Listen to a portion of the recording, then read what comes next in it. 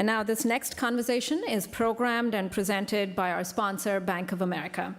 With more than 10 million Hispanic clients, Bank of America has made working with the Latino community a top priority. So please join me in welcoming Carla Molina, Head of Local Market External Affairs with the Bank of America,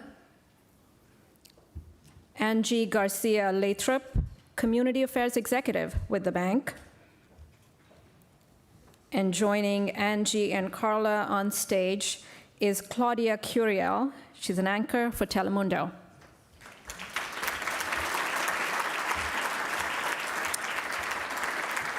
Welcome, Claudia. I'm going to hand it back to you.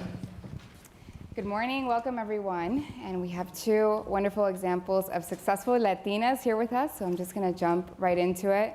You know, so many times companies talk about the importance of having employees from diverse backgrounds so they can bring better solutions for their clients. Can you each give a personal example as to when you helped your company develop a program or service that positively impacted the Latino community? Sure. First of all, good morning, everyone. It's great to see so many Latinas out in the audience today, so thank you for joining us. Claudia, thank you. We really appreciate you dedicating your time to the summit and sort of raising up the stories of Latina leaders, so appreciate your time. There are many examples of which Bank of America asked me to bring my full self and my culture and heritage to what we do at Bank of America. I am the Community Affairs Executive, as was mentioned, and part of my job is to meet with national nonprofits about the business issues that we have in our communities, to hear from them what's happening for their constituency, and to learn, to listen, to find solutions for issues that are being raised up by nonprofit advocates. One such example is I work closely with Unidos US, the largest national civil rights organization for Latinos.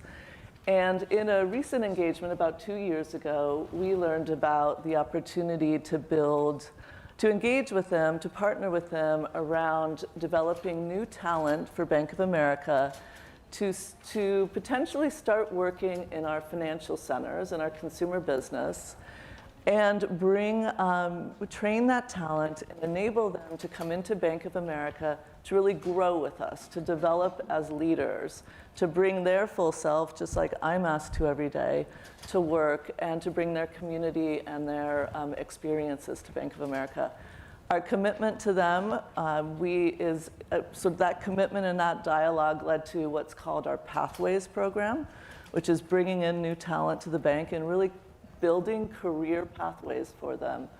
That engagement I'm so proud of. Today we have 100 new associates that are bilingual, working in financial centers across 9 markets. And I'm very proud of the partnership we have with Unidos US that led us there and allowed us to really develop our talent. One of the great things about that program that Angie really helped to spearhead is the fact that these members, or these employees now, we pull them out of their communities and want them to be very engaged still within their community. So they have the career development opportunities within the bank to grow across, a long-term career and develop them to whatever line of business they might choose to be in. Right. And then part of the impact of that program is ensuring that they're also remain in their community and also bring that leadership and maintain it in the communities where they live and work. So. Well, that's a great example. And also, have you seen diversity and inclusion efforts improve throughout your career? And if so, in what ways? Certainly. In fact, at Bank of America, about 6-7 years ago, our leadership asked the Latino executives within the bank to pull together and build a council, in essence, of Latino executives within the company to really work together to identify the issues of the moment for Latino leaders at Bank of America, and also bring in solutions. So that engagement, I think, is a really advanced how I see diversity and inclusion at Bank of America. Enabled me as a community affairs executive to tie our leaders, like Carla, who's a member of the Hispanic Latino leadership at the bank and a member of our council, It's allowed me to tie those leaders into great opportunities like speaking at Unidos US annual conference or addressing the US Hispanic Chamber and their leadership. So it's really enabled me to be a stronger professional and tie together the interests of our Latino executives to what I do. Yeah, I think it's really helped us build a strong network within the company and also be advocates for issues that impact the Latino community and how we as a company can make a difference. That said, there's certainly still opportunities. You might not think I work in communications, but a lot of times my job is to be a voice and be an advocate for our community within the company. Whether that is to help develop products or think about products a little bit differently. But one of the things that we're really focused on is talent as well. So we still struggle to build a pipeline of diverse talent across all of the businesses that we support. So we, as a company, we really serve 3 types of customers: individuals, businesses, and large institutions. And a lot of our talent sits in that individual consumer space, but finding, continuing to develop and grow the pipeline that can serve across all of the businesses remains a challenge, especially as you go into the local markets. And you might not think of it, but I was just talking last week, I was in New York with one of our executives from Los Angeles who works on the commercial side of the business, and he's really committed to hiring a Latino or Latina, and and we're still, growing to identify the pipeline. So there's still a lot of opportunities, still lots of work to do, but that's also what makes it exciting for us still being here. Absolutely. We're still facing many challenges, but I think companies are becoming a little bit more aware of that. And so also I want to talk a little bit about how your Latina influence has evolved throughout the years, whether that was, growing up, pursuing your degree, and now working in corporate America. How has that changed? For me, it started as a child. For me, I grew up in Tucson, Arizona as Angie Garcia, and my father was first generation Mexican American. He still is, he's still with us.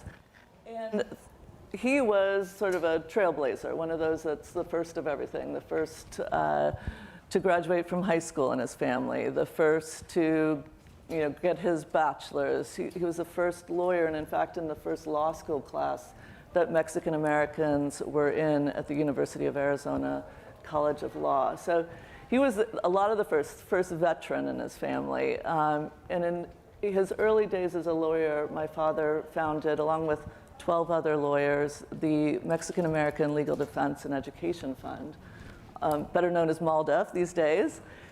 So my dad was chaired MALDEF in the 70s and 80s when I was a young kid, and I saw him serve. I sort of appreciated what service and what nonprofits and what roles they play in making our communities better and stronger. And he was a lawyer as well. So I think that connection to service, my mother was very invested too in service, has led me to grow as an individual and to connect my career to service and also to advocacy. Great. And Carla, I wanted to ask you, you mentor a lot of young Latinas. Can you talk about your experience doing that, and what advice do you give to rising professional Latinas? Sure. So again, back to the opportunities, I think what I see most is that there aren't enough of us. And so that is why I'm here. And that's why Angie and I are really focused on, again, the pipeline, but especially Latinas. We're fortunate to work for a company where our CEO firmly believes in diversity and inclusion. We as Latinos are 18% of the population, therefore 18% of his management team should be Latino. And so we're really focused on that. And I speak at events across the country, and oftentimes what I hear is, oh, it was so great to see another first generation American here, Latina, like me, out there. And so what I would say to all of you is that there needs to be more of us. And so, whether it is our responsibility to find that all Latinas pull each other up, join arms, and work together to create that next generation of leaders. And so that, to me, is the number one opportunity. There's just we need to use our voices. We need to bring our full selves to work, as Angie says. We need to. And one of the things that we bring with us, as I think many of you know, is our passion, and that helps us to excel and always give it our full opportunity, bring our full selves. And so I think that's what we need to do more of. So I think that was a wonderful note to end on. It went by so fast, but we're just out of time. Our 10 minutes finished, but thank you so much, ladies, for your wonderful experience that you shared with us today. Absolutely, thank you.